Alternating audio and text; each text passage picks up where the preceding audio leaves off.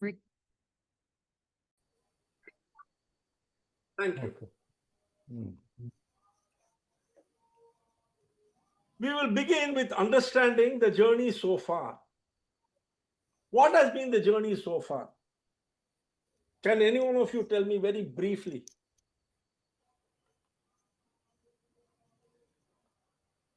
The journey of understanding human motivation began way back in 1911. We have seen the birth of two major theories and what was the reason they came about. Adams' equity theory and building on Skinner's reinforcement theory or the operant conditioning theory. Skinner's reinforcement theory or the operant conditioning theory was the first one to come. This was followed by Adams' equity theory. The reinforcement theory said that behavior is shaped by reinforcement, positive and negative, and punishment. There are two types of reinforcement which ensures that people go ahead and repeat the good things that they do. That is the positive and negative reinforcement. And to stop people from doing something which is not desirable, he found that there are two methods called the punishment and the extinction method. We saw all these four. We saw how to use it. And we also saw that it is very temporary in nature.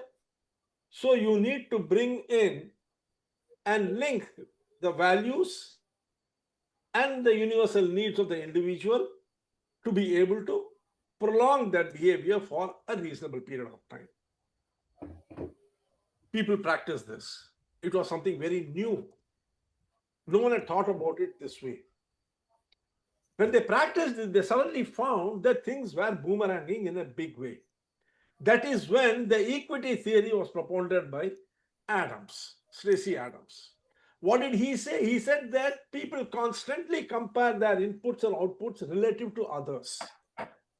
You constantly keep comparing what it is that you have got or what it is that you have lost in comparison to what others around you have got or lost. And engagement depends upon the perceived fairness of what has been done to you. That means if you have got a 10 rupee reward and someone else has got a 11 rupee reward, this 10 rupees will work as a demotivator and not as a motivator.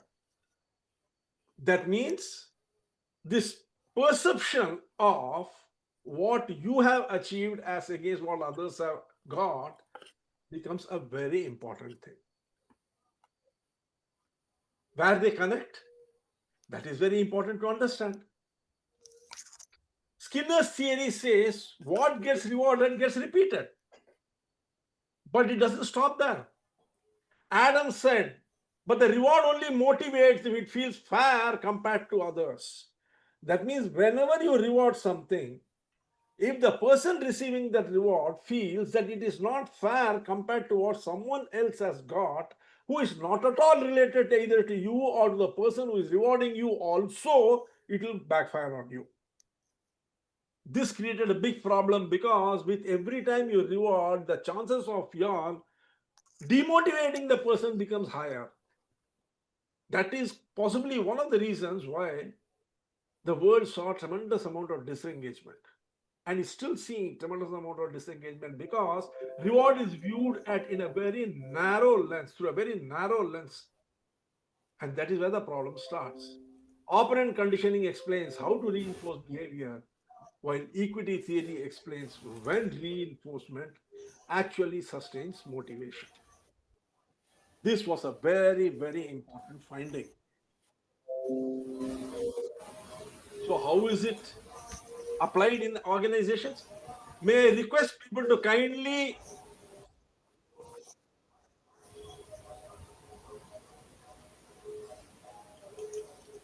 I hear a lot of background noise. Can you all please mute your audios, please? Thank you.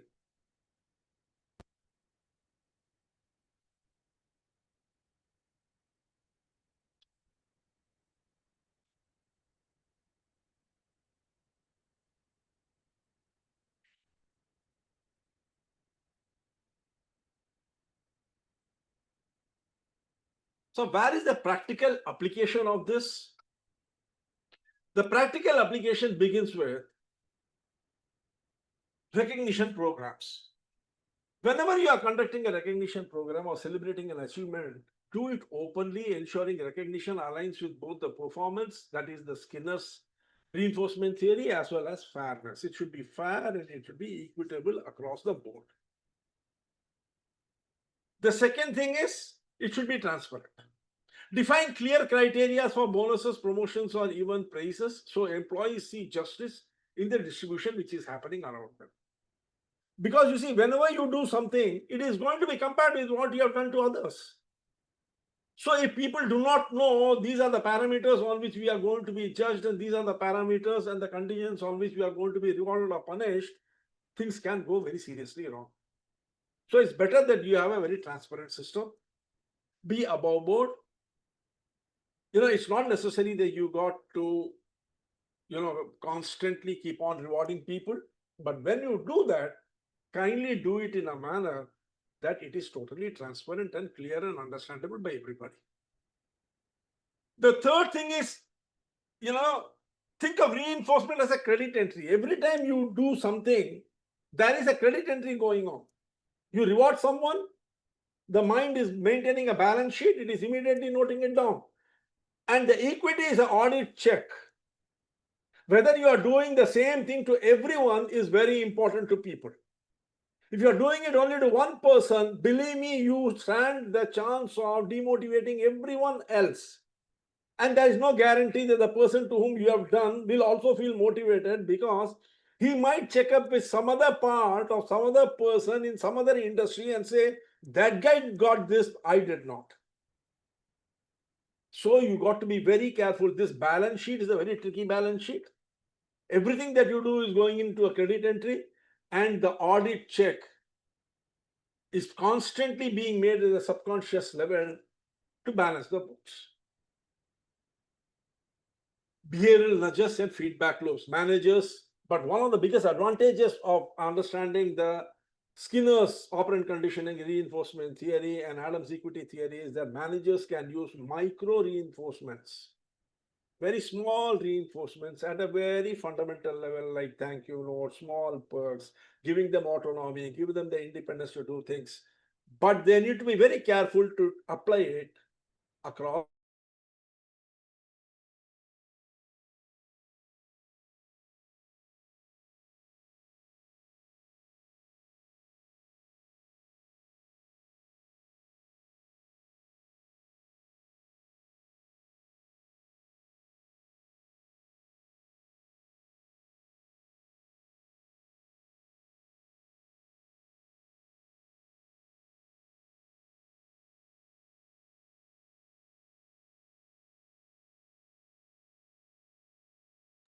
Voice नहीं आ रही sir. Yeah, the same for me also. I think it is struck, I suppose. It is on hold. For me also. It could be a problem at Sir's end. Yeah, his string got froze, I think. Streaming is not proper. Yes, voice is not coming, yes.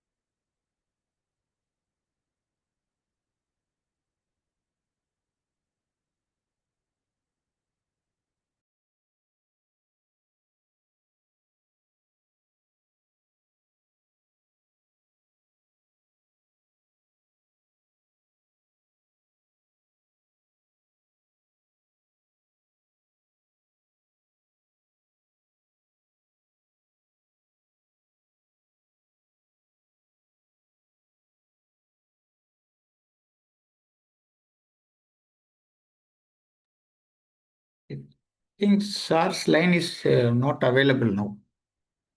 He has gone offline, I suppose. Could be he has a network problem, so he will connect soon. Yes, yes.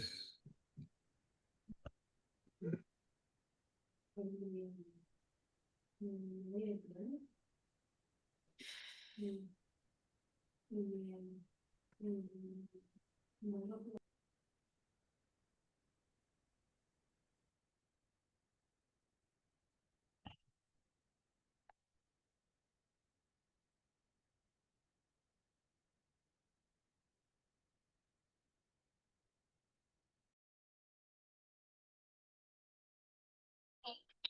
network crashed.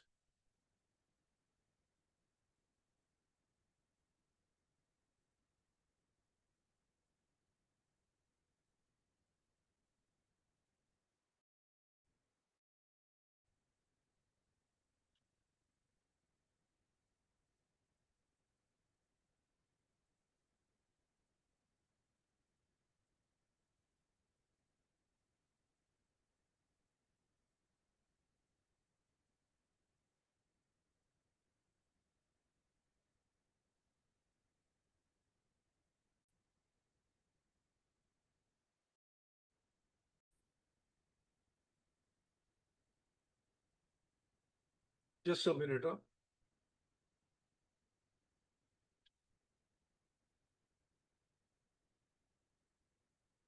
Yeah. I'm sure at the end of understanding Skinner's operant conditioning and Adams' equity theory, people must have thought that now they are well set. Because after all, you see that it was very clearly understood how to motivate. And what was even more important was that people are looking all around. So as long as you are being fair with everyone, there is nothing to worry about.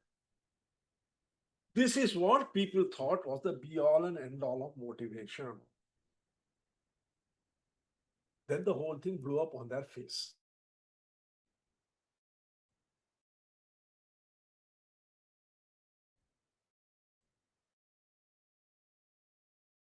Let's see a case study for today. I'm going to give you a case, then we will continue with it. Okay?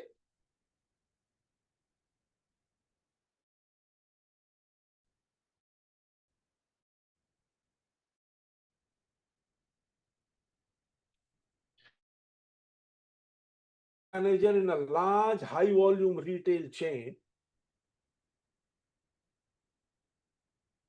had been with company for over 12 years.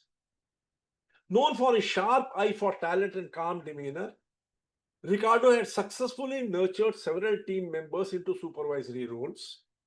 He prided himself on creating a team that ran like clockwork. Mary had been one of his steadiest performers for the last 3 years. Punctual, efficient, low maintenance, and never one to rock the boat. She wasn't flashy, but she delivered. Every single day, Ricardo often called her a quiet engine in teen huddles. Lately, though, Ricardo had heard through the grapevine that Mary was considering applying for a position in another department.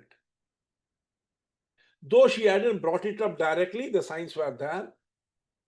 Casual conversations with another team supervisor, increased interest in cross-training, and more time spent with HR. Determined not to lose her, Ricardo invited Mary for their monthly one-on-one and decided to pitch her a development plan he had created the night before. Please take a screenshot of this.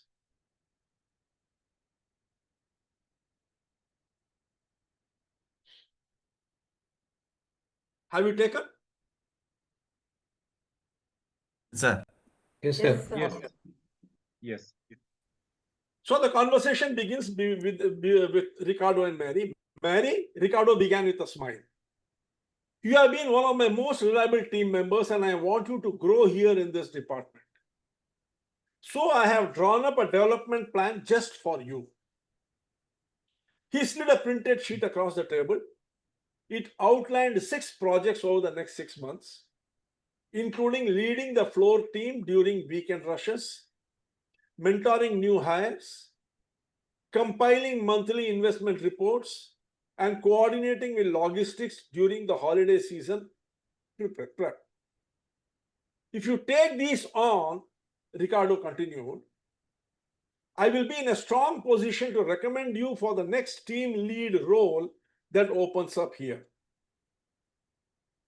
You will be far more competitive. He leaned back, confident the opportunity would energize her.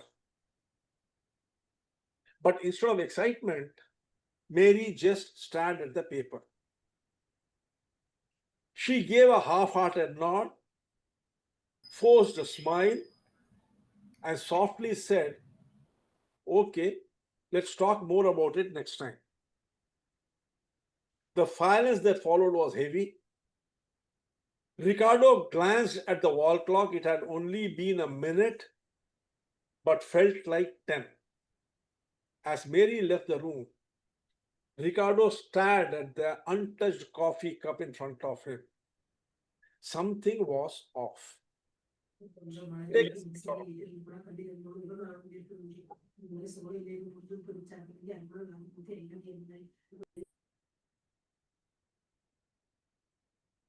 Have you all taken the screenshot? Yes. Okay. Now, the task in front of you is, what do you think went wrong? After all, here was something which was very clearly a reward for her, an opportunity to grow, but something had gone wrong. If you were Mary, how would you interpret Ricardo's offer and what would be going through your head? Is it not being appreciated for what are already being done? Mr. Srinivasan, you can discuss everything in the breakout room. Not here. Okay. Please. Now, this is the task. What do you think went wrong? If you are Mary, how would you interpret Ricardo's offer? This is your job. There are 34 of us. I am going to divide you into 3 groups of 11 each. I want you to go to the breakout room. I am going to give you full 30 minutes. I want you to discuss this case threadbare and come back with me with a very clear-cut understanding as to what blew up. Where did things go wrong? You have understood the operant conditioning theory. You have understood Adams equity theory. Okay? What else is really needed? Why the hell did this fail? Please. I am creating 3 rooms, 30 minutes. It's 11. That is around I think 8:30. At 9 we meet back again. I open the room. Please move towards the room. Don't waste your time. Move immediately and start the discussion. Please move, friends. The rooms have been opened.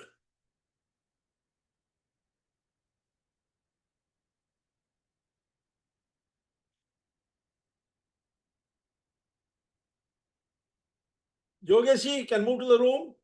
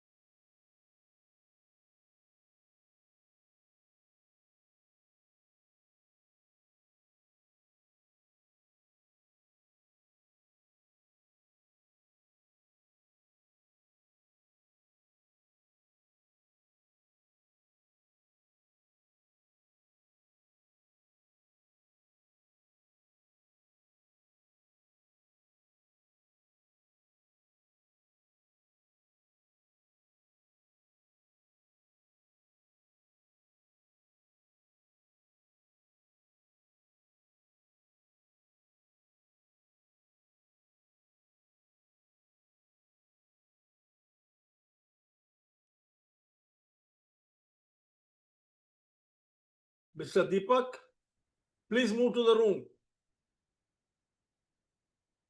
Mr. Murugesan, please move to the breakout room.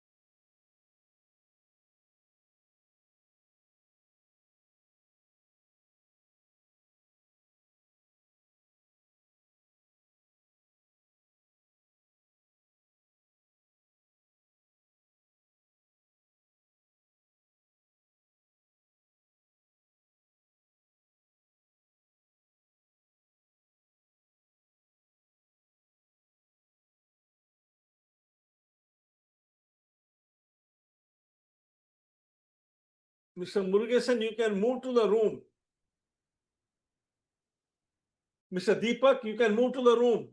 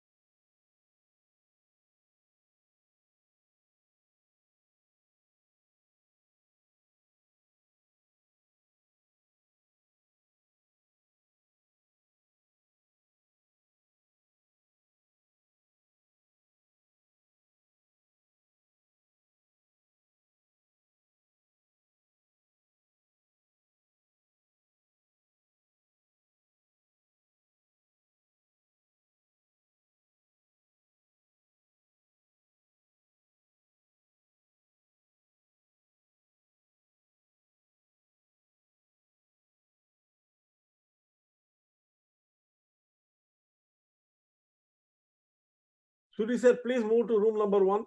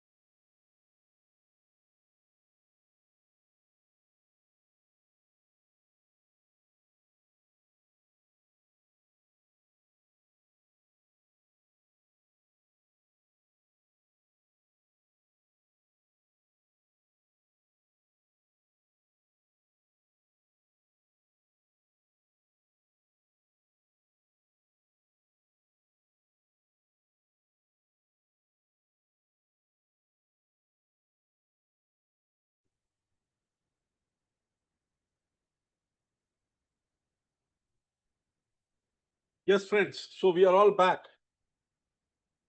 Now I have a small request to make. This is a proprietary program. So I request members not to use any AI tool to record it. One person in this group tried that. He used an AI tool to record, and I immediately got locked out. And I got a message that your program is being recorded. And then I had to immediately ask that person to stop recording. Let's not do these things because it will disturb the whole thing. Please.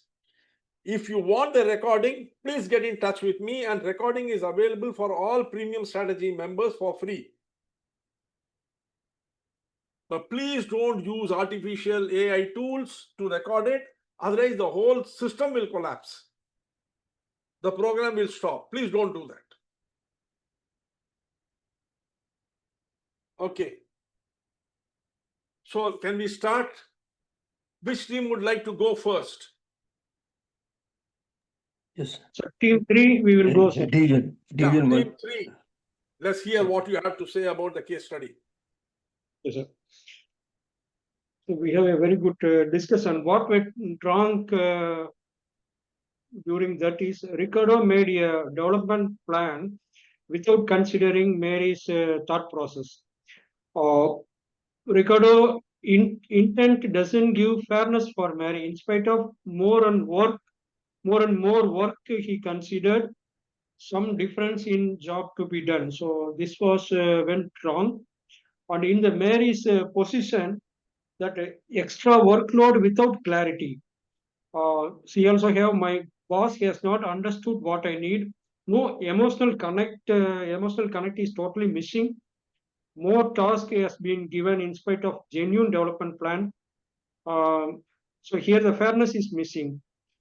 Mary is a functional person, so she work and work. She not to impress anybody. So she has not been acknowledged for the contributions she making. So no clear-cut development plan. There is no one-to-one conversation, and also there is no active compensation. I think from my team members they can add. I think maybe Sir Vinod, Sir Suresh Ji, Mary Madam, you can add a few points to this.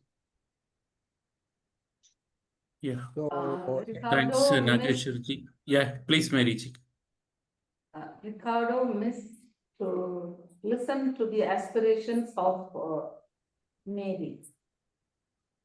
He did not consider her, what was going on in her. He himself offered his plan. It was like offering a carrot.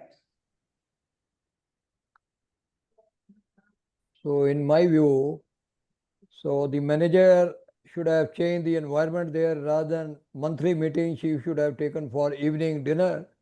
To when she knew that there is a fear of losing her, she should have been taken outside.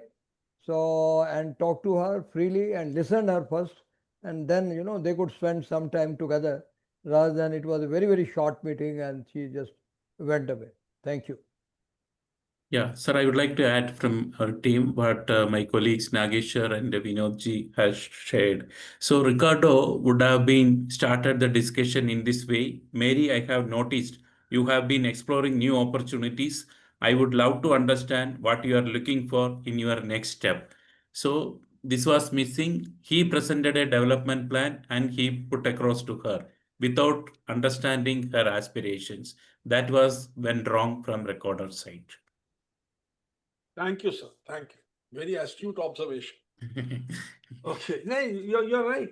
It's a very astute observation. And this comes only from experience. Yeah, now let's move on to room number 2. We are coming down from 3 to 2. Yeah.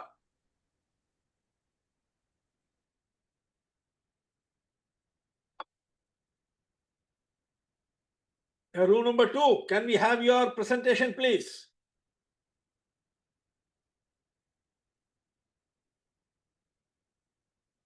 I think room number 1 can go. Suraj, if we are ready. Okay, so we are number 2. Then we are going ahead. Give me a minute. Okay, sure. So if I can share the screen. Yes, screen sharing has been given.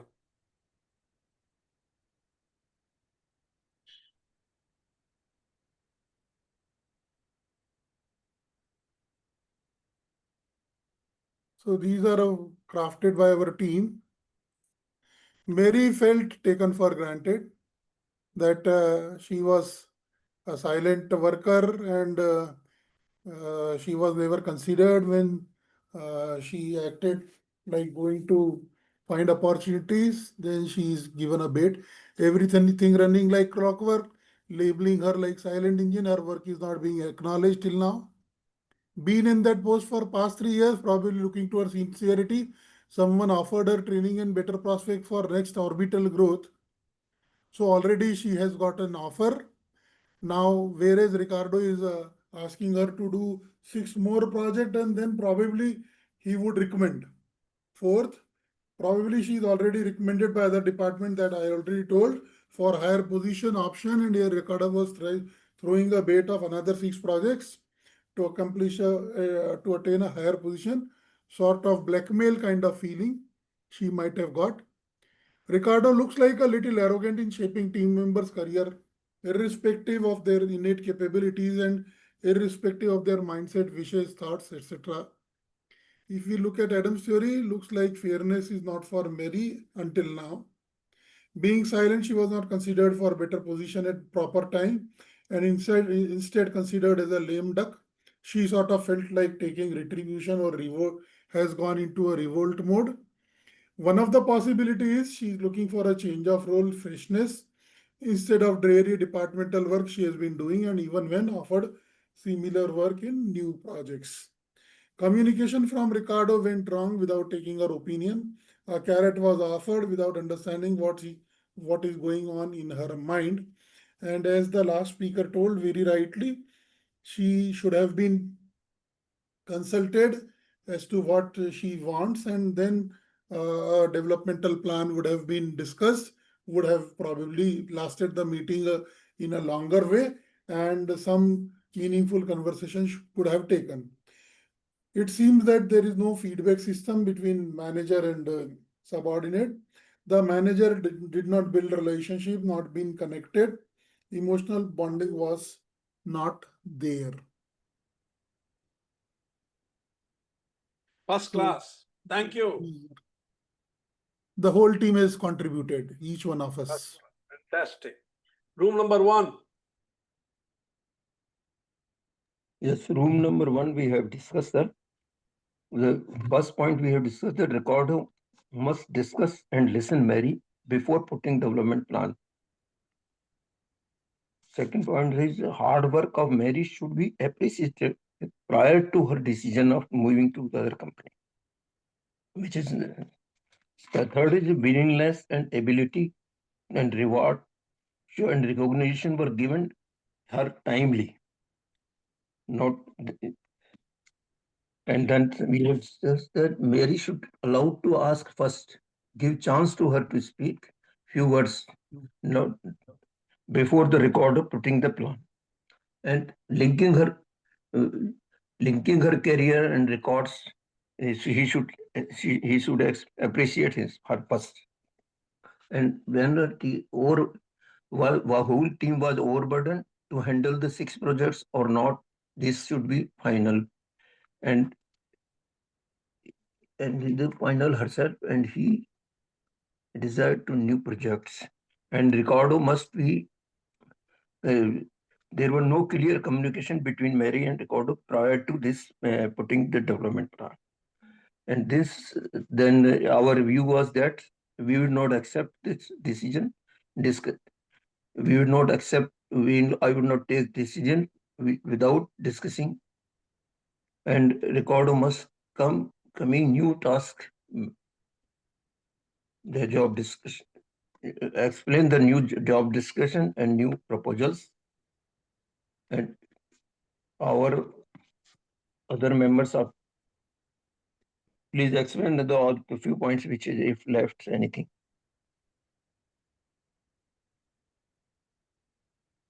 Okay. See, all of you have spoken from Mary's side. There is one more question. What would you have done if you had been in Mary's place? No one answered that question. Have you people Yes. not been in this sort of a situation in your career ever? Where your boss suddenly calls you and gives you a offer of a promotion or a possibility of a promotion, something like that. What went on in your mind? What are the first questions which came in your mind? A reverse happened when I tried to tell one of my junior that I feel honored in shaping up your career or your growth, and I think that something should be credited to me. And then she distanced herself from me. I observed it something like 25 years ago. So probably someone does not want it to, they might give credit, but if someone wants to ask for credit, then it may be a put off. My question is simple. What went through your mind when you were called by your boss and said, I am going to now work on your development plan? Or this Yeah, I think offer- only, yeah, so only one point that comes into the mind is definitely that why is this thing coming up now? Okay, the development plan, right? Just when I'm trying to actually move to a different department, right? So that's the thought process that comes. To a different department. Please understand that. Only you know that you want to move to a different department. Others don't know. Yeah, I think the manager also has come to know basis that only I think is But he did making not a tell us that. effort to. Tell us that. Please understand that. According to you, no one else knows. It's a silent thing that you are doing, whatever the reason may be. The moment I am called by someone and told that I am going to give you a development plan so that you can get promoted to a new position, what is the first thing which will come in my mind? The first thing that Am came I to my not mind good is, enough for a promotion even as of now? Huh? Am I not good enough to be promoted as of now? Why something else has to be done to be eligible for promotion? That might come. Anyone else? So maybe the what carrot and what- donkey story. They Huh? are showing the carrot and donkey story. They are showing the carrot to get something, and we need to work like that. The carrot and donkey is a Skinner. sir, my view is whenever somebody call like a manager call for a development plan, I think he will tell me what skills I need to develop and how he will handle. Your audio is breaking, sir. I don't know whether others are also feeling the same thing. But Yeah, we it's the can't same. Yeah, even we are not able to hear him. not able to hear you. Maybe I will, sir. Is it clear now? Still breaking, but hold the microphone to your mouth closer. Yeah. Yeah, it's what in my mind come what skills gap I have, and he will identify those skill gaps and support me in developing those skills for the higher level development. This will come to your mind, right? Yes, yeah. Can we rephrase it like this? The first question which will come in your mind is, will I be able to do the job that he wants me to do on getting a promotion? Will that question come? Yes, sir. Huh? Supposing somebody calls me and says, Arun, I want to promote you to this position. I've got a development plan. Will the question come in my mind? Will I be able to do that job? Will I be able to fulfill my responsibilities if I really get it? Yes, sir. Surely What do you comes. say? I don't think so, sir. What is the second question? This question should not come, probably. She has already been delivering. So You are delivering only in the current this should not position, come. not in a higher position. Please understand that. You are offering her a higher position.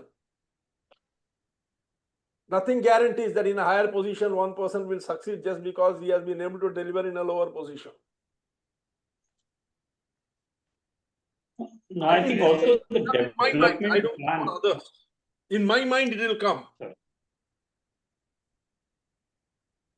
let us say I am a sales manager. My boss says, Arun, I want to develop you to become a general manager. And these are my plans for to develop you. The first question which will come in my mind is, will I be able to take the responsibilities of a general manager, which job I don't understand at all? I have got experience in sales for so many years. I'm good at sales. I've been doing a good job here. Will I be able to do that? That question will come in my mind. That is me. I'm only talking about myself. What is the second question which will come in my mind? The moment this question comes, will I be able to do my job? If I get that, the second question will be what? Higher pay. The timeline, perhaps the time. Compensated for that. Is it really worth it? Will that not come? It will come in my mind. The third thing, what will be the combination of both these? The first, can I do that job? Is it worth it? Third thing, do I really wanted them? Is the reward to my liking? Let us say, Yogesh ji, someone comes and tells you, I am going to promote you. You are today in charge of Indore. Next day, you will be in charge of entire Madhya Pradesh, Rajasthan, and Maharashtra. That will entail a lot of touring. Will this question not come in your mind? Yes, sir. Yes. You will not think, Yes. is it worth it to tour so much, leave the family and go? What will be commensurate to that? What will I get? Third thing is, Some people do not want promotion because they fear going to more travel and all those kind of things. so Maybe. automatically you see the whole thing blows up. When you say you don't want the promotion, the assumption by the person that this promotion will entice you has already blown up. Yes. So now Yo. let us, let us understand this in greater detail. So before understanding what exactly this is, let us understand the theory behind it.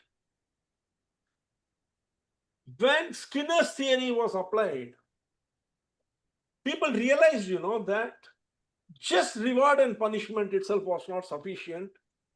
There was no predictability to the outcome of it because people were constantly comparing it with others. That is where Stacey Adams came in with his equity theory.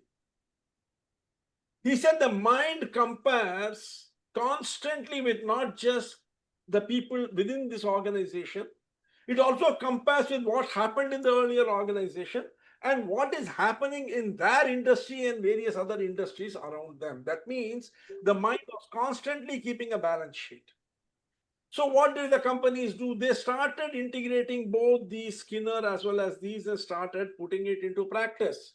Suddenly they realized that the employees were not behaving like machines subject to a stimulus.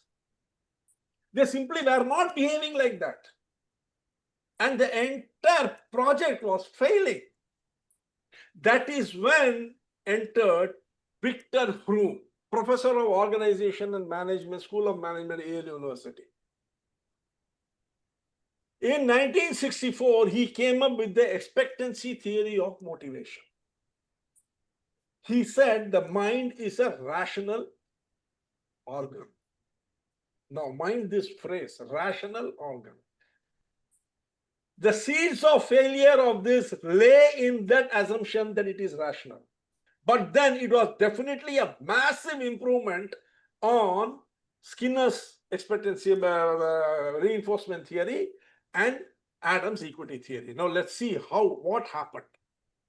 The response, Hroom's response to the gaps.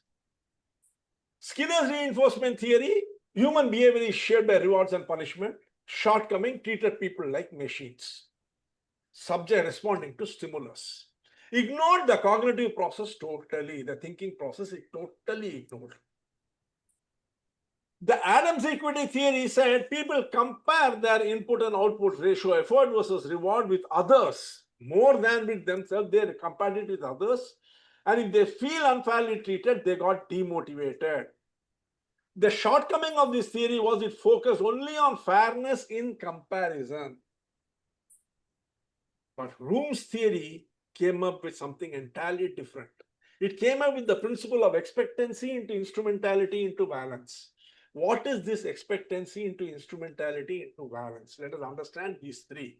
That is how the mind works. Number one, the first question is, if I work harder, will it actually improve my performance? How many of you have heard this statement bandied around ad nauseum? Instead of working hard, work smart. Have you heard it? Eh? What is this work smart stuff? Yes.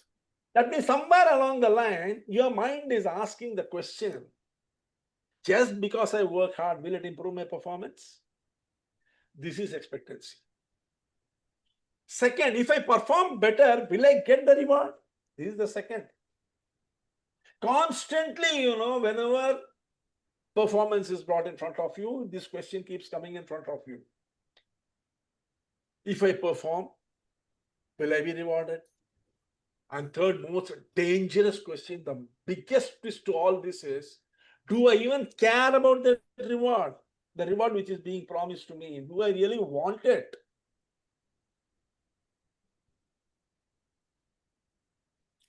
Now let's see it in a bit more wider perspective. The expectancy theory of Room talks of expectancy in performance.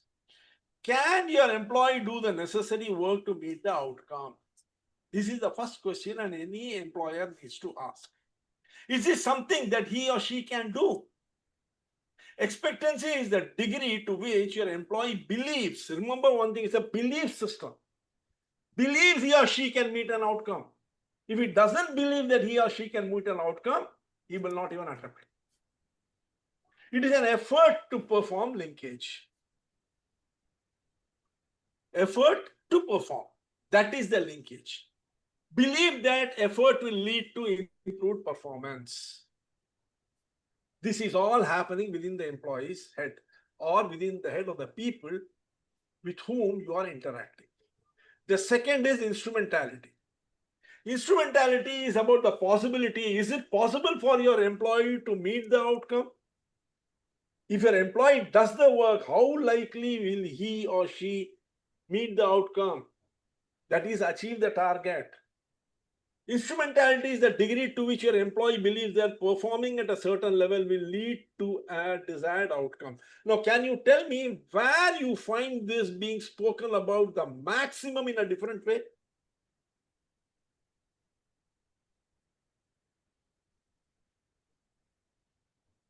And this is one of the biggest downward spirals in human performance.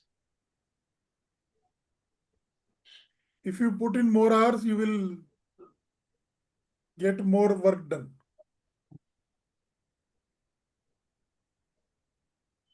Where does it reflect itself in organizations and in life?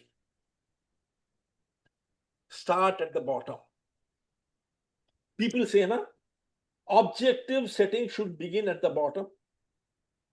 Talk to the person what he can achieve, what he thinks he will be able to achieve, and what happens?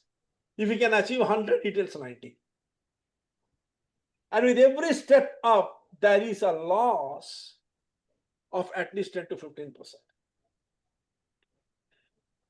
Where does this come from? Bottoms up approach. It's from the instrumentality behavior of the mind.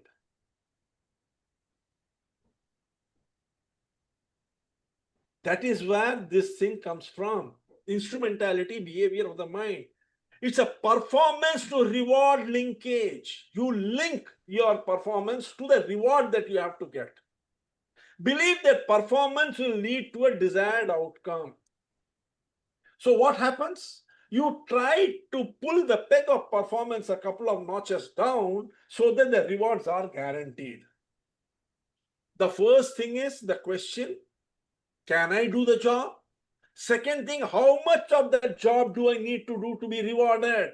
That is the second question. And the third, most dangerous, the balance, is about attractiveness. How attractive is the outcome to him or her? Is it something that he or she wants to do? Balance is the degree to which your outcome is desirable. Imagine you are being given a reward which you are not interested in. What happens then? For instance, in pharmaceuticals, I'm telling you, the company declares an incentive, annual incentive. They says you will get, we will take you to Singapore. A person is not interested in going to Singapore. He is interested in money. So what will he do? He will do the target and then start talking to the management. Sir, instead of taking me to Singapore, whatever the cost of that is, you please give it to me in money. Does that happen or not? Yes, sir. Huh? That Yes, means sir. what? Balance. You are not interested in that reward. Your interest is in something else. The company says, I will reward you with a status symbol, call you employee of the month.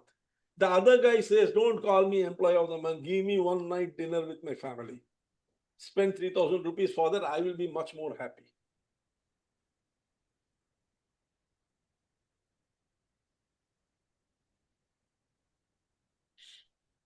In other ways, that these three things, expectancy, instrumentality, and balance is very, very important. Now let us see how this case study reflects this theory. Ricardo gives Mary a detailed development plan, assuming that she will be motivated to take it on. That's his assumption. Mary likely believes she can do the task. She's competent and experienced, so the expectancy is present. Expectancy is not absent here.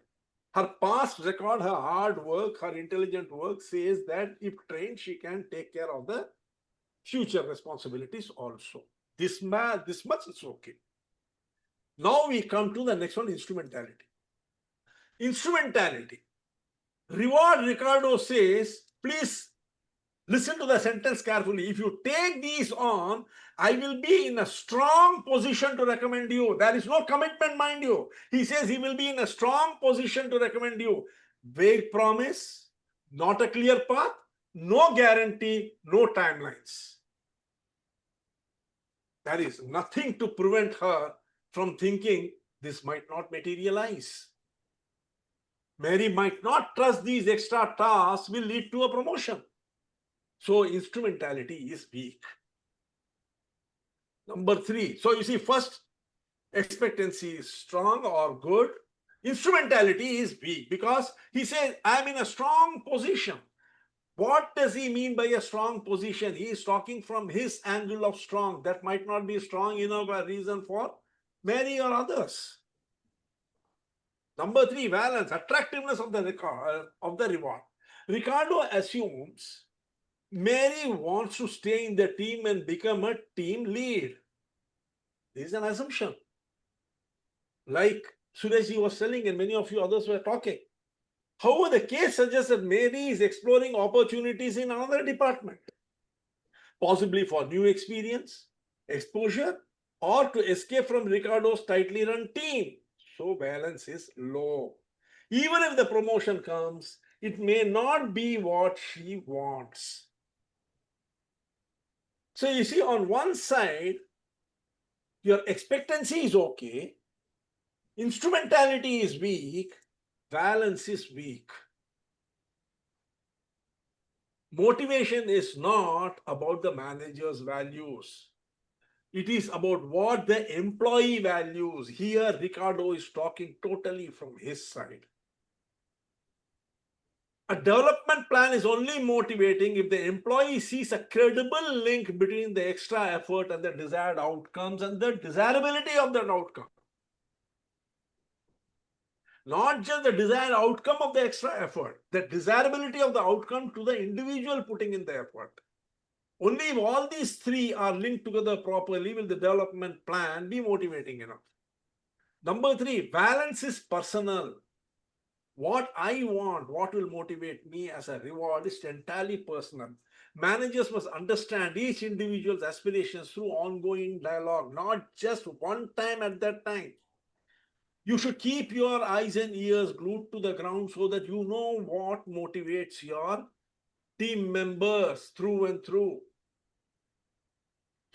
Even strong performers disengage if the motivational chain breaks.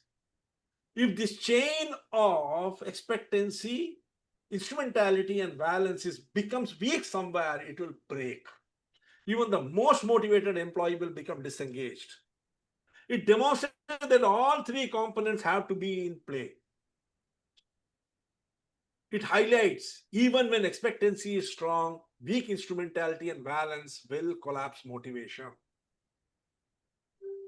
Assumption about rewards can backfire if they are not aligned with employee goals. The employee has his own goals. That's why we constantly say, that employee goals, objectives, aspirations have to be in alignment with corporate objectives, aspiration, and the goals.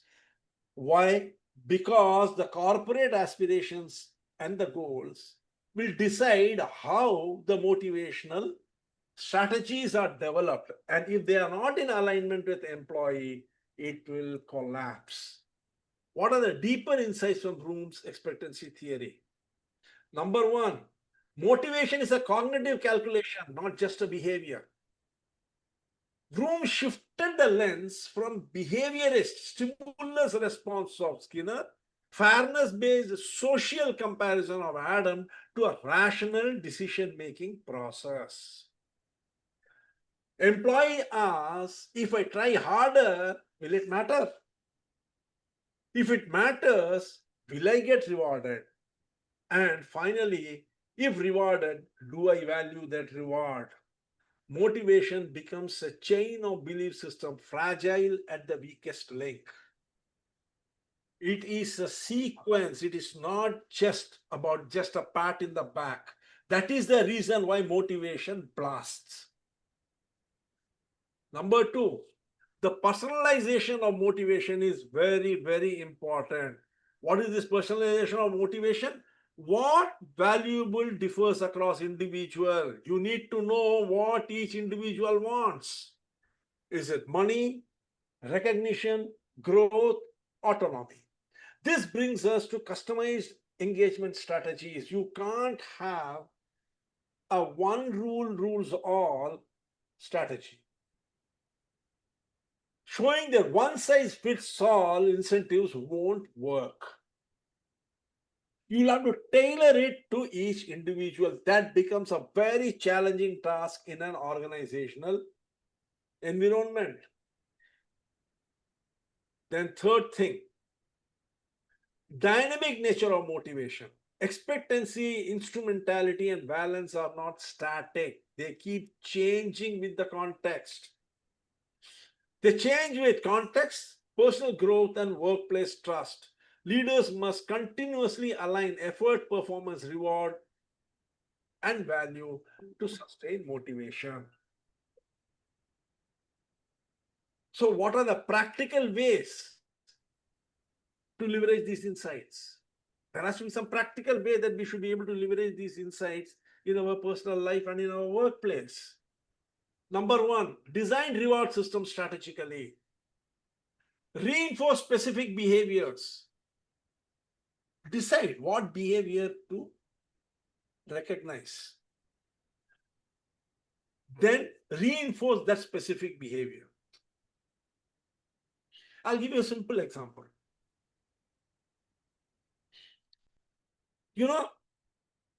All of us in this team are in senior management or in proprietary positions. You have to decide what it is that will make you happy by your subordinate. See, people want performance. Let us say you as a team lead, as a sales team lead, want the person to achieve the sales target at the end of the month. Right? So what should you talk to with that person? At every step, you should be talking only the sales figure. If you want work norm from him, 10 calls, 15 calls, 20 calls, 30 calls, whatever it is, then you should talk that call only. You talk call, you ask him how many calls did you make today, and then end of the month you ask what is your sale, it will collapse. Because the expectancy has become different. Are you getting my point? If you want taste of food, don't talk about number of dishes. If you want number of dishes, then don't talk about taste. If you want a person to be punctual, talk about punctuality. Don't talk about his dress. If you want him to be well dressed, talk about the dress. Don't talk about the punctuality. Because that one thing which you talk about will only make him aware that this is the expectancy of the person. This is a very, very important aspect. Please bear it in mind. The Design combination of two expectation is not possible. Huh? Combination of two or more expectation is not a right thing to do. You can expect as much as you want, but please remember one thing, your expectations are of no use. Just now we saw Ricardo's expectation did not mean anything. Mr. Yogesh, what do you like to eat? Vegetarian. Not vegetarian. Say dry One fruit. dish, dry fruits. When you go to fish, what do you put in the bait? When you When you go to fish, what will you put in the bait to catch the fish? smaller Worms. fish. Smaller fish or a worm, right? Yes. Yes. Why not a dry fruit? The Taste fish, difference. the fish likes only a worm. So when we are talking about, remember one thing, in life, I does not matter. Absolutely zero. In every aspect of life, the word I does not matter. Only the person in front of you, the customer, the client, or whoever it is, your employee, he is the one you have to focus on, not on your requirements.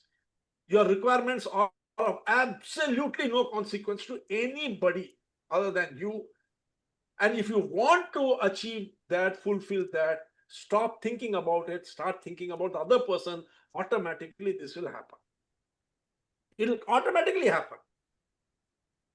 Your objectives will automatically be achieved the moment you stop thinking about it and start thinking about the person who is going to achieve it for you.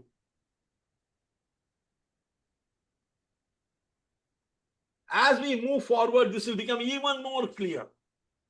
Design reward systems strategically, reinforce specific behaviors. The behavior which you want from the person only you should reinforce, not everything else. Ensure rewards are meaningful to individuals, that is Room's balancing, and maintain equity relative to the peers. All the three have come here: Skinner, Room, balancing. Room and equity, all three have come here. Design reward system strategically, reinforce specific behaviors, keep talking, asking questions on what you want the behavior to be. Number two, ensure the rewards are meaningful. If you want, you see, like they say, the behavior which is reinforced gets repeated. A person is late. You call 3 days he has been late to the office. You call the person, sit down with him and tell him that this is not acceptable to me. Okay? You tell him that in case you are late anymore, I am going to mark you as absent. Does this happen in office? Correct? Next day the person comes in right time. What happens? Nothing. The day after that he comes in right time. Nothing. The third day he is a bit late. What happens? Nothing. Because 2 days he came in the right time, third day he came late. Nothing happens. Fourth day he comes again late. Now the manager pounces on him. What sort of a behavior is this? What is the behavior you wanted? What are you reinforcing here? You are reinforcing late coming because you are reacting only to late coming. If the third day, when the person came in time, you called him, said, "Thank you, Mr. Suresh. I'm very happy you're on time. Let's continue this." Fourth day he came, "Thank you, Mr. Suresh. Yesterday also you came in time. Today also you have come in time. Great. Let's continue this." Then one day you call him. What happened? 3 days you came right. Today what happened? So what it is we can do so that this does not occur again. Now what you are reinforcing coming in time. So reinforce that behavior which you want from the individual, not what you don't want. Every time you talk about what you don't want, you are reinforcing that. Please understand one thing. The subconscious does not understand the meaning of the word don't. It does not.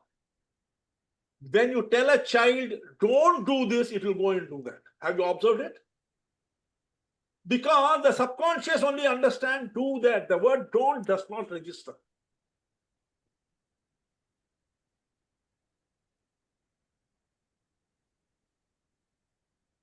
The next one, set clear and achievable goals, strengthen expectancy room, make performance measurable and achievable to allow reinforcement. Skinner. Be very clear what you want. Don't give vague instructions. You should make many cold calls. It's not a target. You should make 7 cold calls is the target. Make it very specific. Strengthen expectancy. Then communicate transparently. Explain the link between effort, performance, and reward. Share recognition publicly to reinforce behavior and demonstrate fairness. Communicate very, very transparently with stories if possible. They will stick. They will stay with the person, the people who listen. Then monitor and adjust. Regularly check employees. This is not just one-off. Perception of fairness and reward effectiveness. Adjust reinforcement schedules to maintain motivation. It has to be conceived. Being a manager is a 24-hour job. Tell me one thing. You have got 5 team members with you under you. How many? And you have got one superior above you. How many observers do you have? 6. 2. Correct. Mr. Yogesh, 6 people are observing you. In fact, if you think you have got only one manager, you are thoroughly mistaken. Believe me, that manager might not do a good enough job of seeing you, but your subordinates are doing a 1,000 times better job of observing you. You be 100% sure of it. Each and every mistake of yours is being noted down ruthlessly, mercilessly, and it will be used against you at the right time. So it is very, very essential that you monitor and adjust regularly. Regularly check employees' perception of fairness and reward effectiveness. Perception of fairness can vary, and the reward has to be commensurate to the context and the effort put in. Adjust reinforcement schedules to maintain motivation. This is why the job of a manager is very difficult. You know, they say a manager is like a mridangam. Both sides se basta hai uska. From the subordinate as well as the superior, both play the guy. Then finally, you have layer rewards. Immediate small reinforcements for Skinner, midterm performance recognition for Room, and long-term equity-based incentives like promotions and profit sharing based upon Adams. Why should we combine the 3 theories? Why constantly I'm talking about combination of these 3 theories? Number 1, reinforcement shapes behavior. It kickstarts engagement. Number two, expectancy builds the belief and sustains engagement. When the expectancy is strong, there is a sustained engagement by the employee because it has built a belief in the employee that, yes, I can do this. I don't need to worry about it. And equity ensures fairness, prevents disengagement and resentment. When the employee sees that everyone is being treated alike, then that resentment is gone, that disengagement is gone. And above all, the combination becomes very synergistic. By combining the three, engagement becomes habitual, purposeful, fair, addressing both emotional and rational motivators. This is how these three combine together. So companies started combining them. And there are a few things, which you need to understand how these aspects evolved, because, you may think this is just a theory. It is not. It is totally ingrained in your DNA. So strongly ingrained in your DNA that with your life only it will end. It will not end otherwise. Let's see where it all began. Expectancy. If I act, will it lead to an outcome? This is the expectancy theory, right? Prehistoric root needs survival through effort, outcome, connection. In the Stone Age, people constantly ask, if I throw this spear, will it hit the animal? If I gather berries, will they be edible? The belief that effort can influence survival was essential. If humans didn't believe that action should affect outcome, they wouldn't try and they wouldn't survive. Can you tell me why? Can you tell me how this observation came? A hunter, a gatherer, had to take back food, otherwise he will not be valued in the tribe. And if he's not valued in the tribe, he will be thrown out of the tribe, he will be a dead weight around the neck. So the person had to decide that if I do this, will I succeed? Even today, many a time, one of the biggest things is, we always say, don't throw good money after bad money. If a project is not good, we say ditch it, move on to the next project. Don't we say that? Don't we say? Don't keep on investing in something which is not going to give you return. Where did this come from? Yes. It came from this expectancy. If you are keeping on trying to kill a deer and you are unable to, you only keep on doing that even when you know you can't do it, what will be the outcome? You will not take any meat to the tribe. If you don't take meat to the tribe every day, what will happen? One day the tribe leader will tell you, sit here, let somebody else go. Otherwise, we can't keep on being hungry every day. And then you will be thrown out, your survival will be. Your family member will throw you out. Yeah.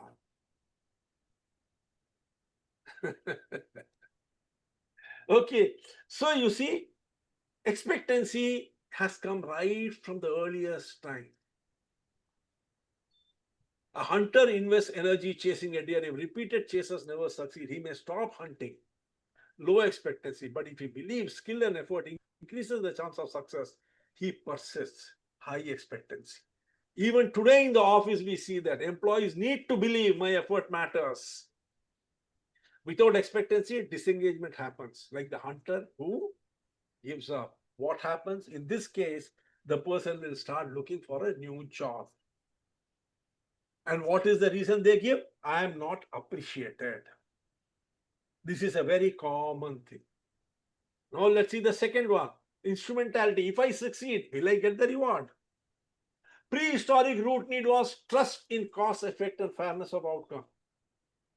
In tribal life, people depended on tribal leaders or group rules. A successful hunter expected to share in the meal, protection, or social recognition. He expected it. If the tribe withheld food from the hunter, even after he succeeded, he would stop contributing. Just like today's employees lose motivation if performance is not rewarded. Take a simple example. A gatherer finds honey. If the tribe takes it away without recognition or share to that person, she won't risk future bee stings. Why should she go and get stung by the bee if she's not going to get a part of the honey? Or she's not going to get the recognition that she has brought the honey? The same thing happens in office. Employees ask, if I perform well, will my boss organization deliver on the promise? Broken promises kill engagement, just like broken tribal ties killed survival contributions. Remember one thing, every contribution in a tribe was a survival contribution. If that is not recognized, the survival quotient of the tribe will keep reducing.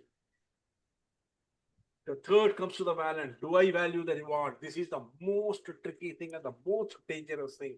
And one thing which no person in a position of authority should ever forget. Prehistoric root need individual survival priorities shaped by context. The context shaped the survival priorities. Different tribe members value different rewards. A young hunter might value prestige, leadership chances, while a mother might value food and safety for her children. If the tribe rewarded everyone the same way, say giving status when someone needed food, motivation would break down. For instance, let us say a mother is risking her life to gather medicinal plants, prioritizes a child's survival over status. She's not interested in status or recognition. She is interested in saving her child. If the reward offered at that stage a prestige instead of food and medicine, it wouldn't motivate her. She has gone to bring medicinal plant for her child. She comes back with the medicinal plant. The tribe leader scolds her and says, "You have wasted time. Now throw that medicinal plant away." Do you think she will value that tribe anymore? Because she has gone so that she can save her child. Her priorities were different. In the same way, employees value different things. Some want money, some want learning, others flexibility. One size fits all reward will always backfire. You have to understand the requirement of each individual and then design the reward accordingly. I think even gift in the birthdays also go the same way. Everywhere, It why might not- birthday, marriage gifts? You end up with 50,000, what do you call it, photo frames at the end of the marriage. You can open a shop,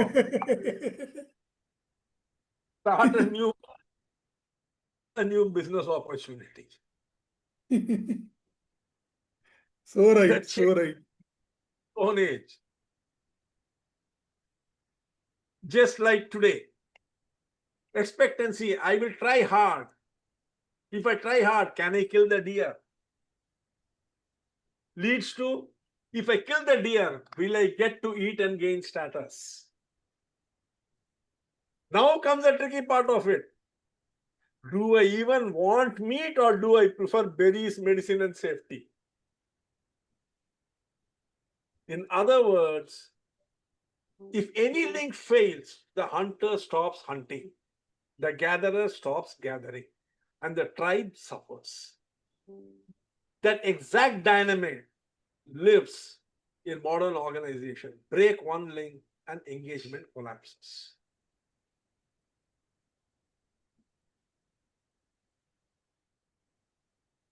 You have Skinner.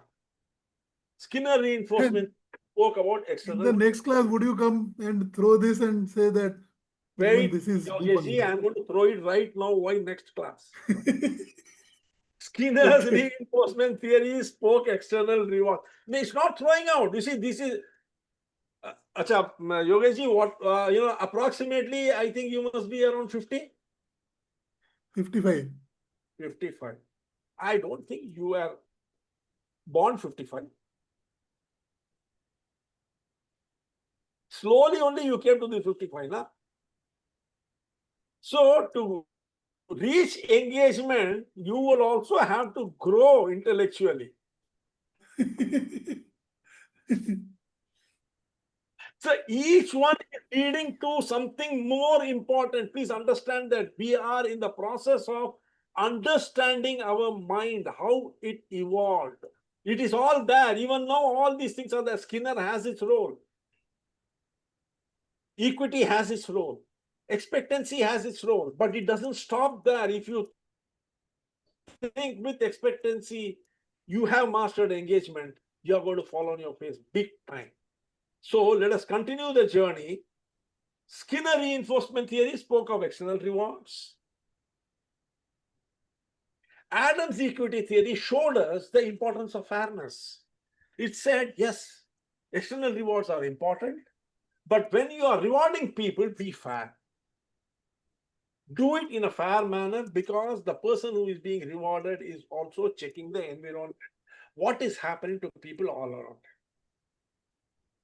Then came Bloom. They said, look, this is not just a man is a thinking animal. Bloom's expectancy theory gave proof of rational calculation. It says man is a rational animal. It was at this time that things went wrong.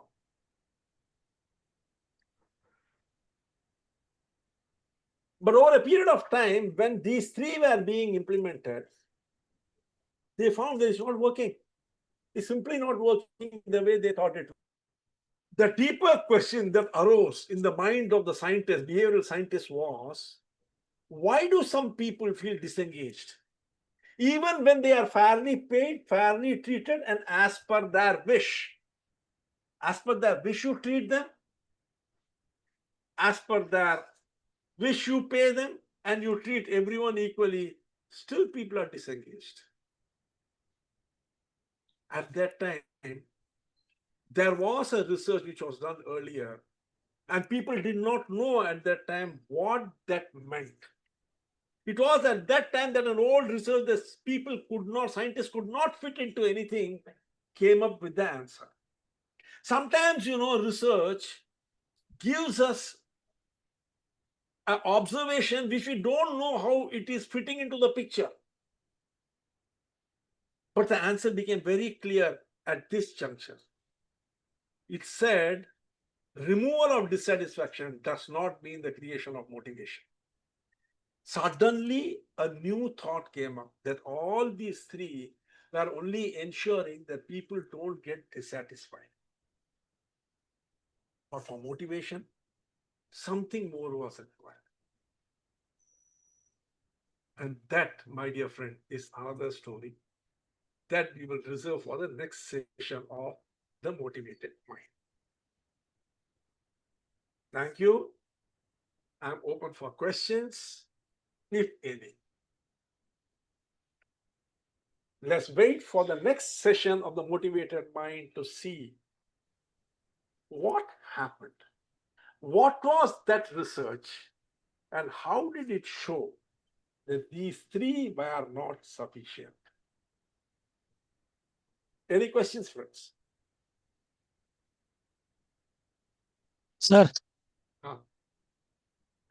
Ah. there is, first of all, today is a teacher's day, so you are, as a teacher, with all the respects you deserve, that happy Teacher's Day. One. Another thing is, sir, there is no doubt, but one thing is in my mind, I cannot correlate these things to how to do or apply this thing. I have come across with the one or two incidents in today's that cyber generation that is beyond Gen Z, Gen Alpha, kind of person. With all due respect to them, but they want everything in a flash.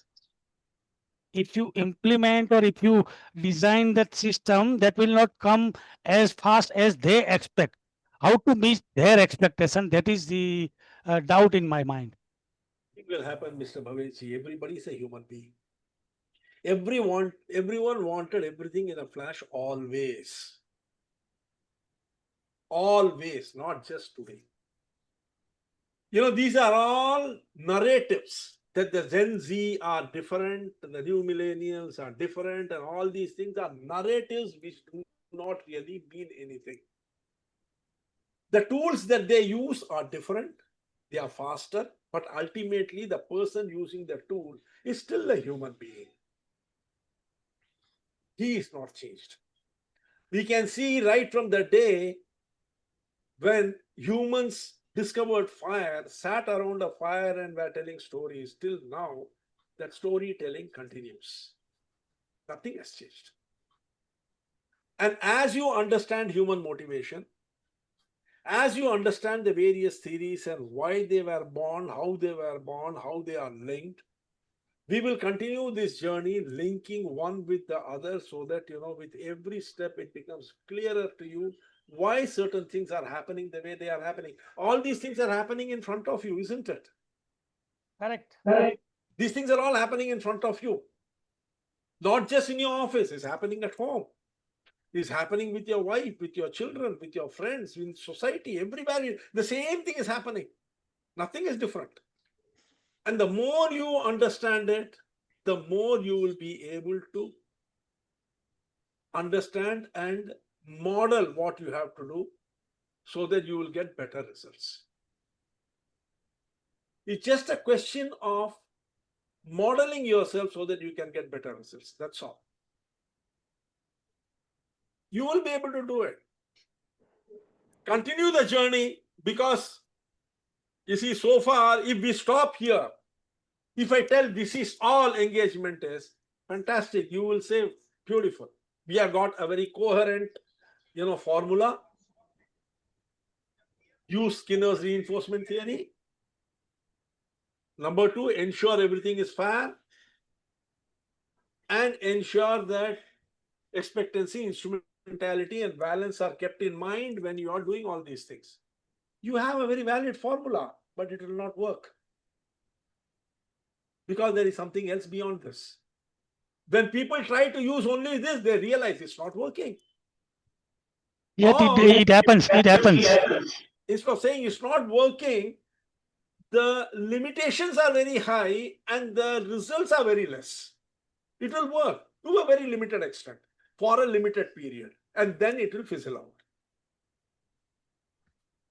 So if you want to build a very strong relationship, you want to build an engaged relationship, you want to build sustained performance, you have to go through the whole gamut up to the level of what is the combination of task crafting, relational crafting, and cognitive crafting.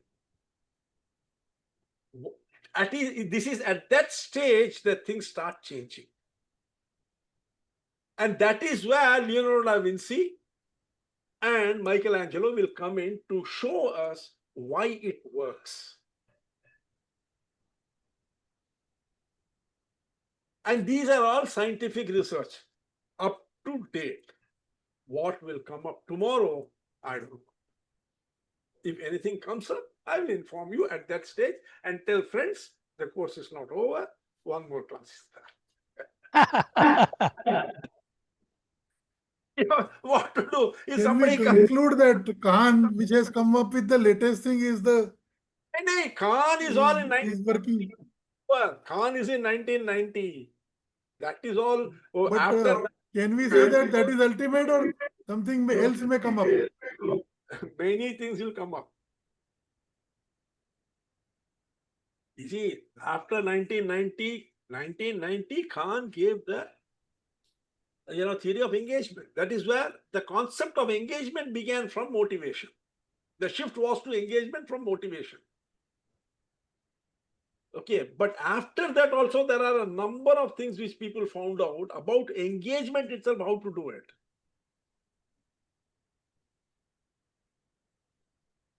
We will discuss. See, those who are interested in this will stick the journey. Others will drop out. You see, it's very simple. How interested are you in understanding human motivation, human engagement, to decide how engaged you are with this journey. But one thing I can tell you, each and every point here you use, you will benefit, at least to a degree. For the next 15 days you use this, you will benefit. At the end of the 15th day, again the next class will come and I will add something else. Start using that also along with it.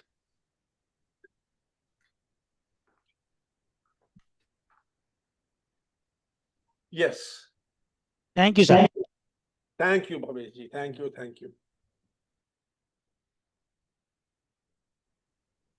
So if there are no more questions, can we close? If any questions are there, please feel free to ask.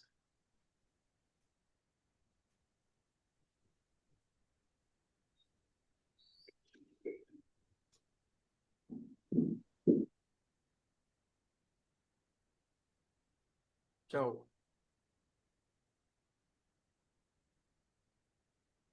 Okay, then good night, folks. Okay, sir. Next Okay, sir. one. Thank you. Thank Next you. session, sir. Good night, sir. Good night, everyone. Good night. Thank you very much.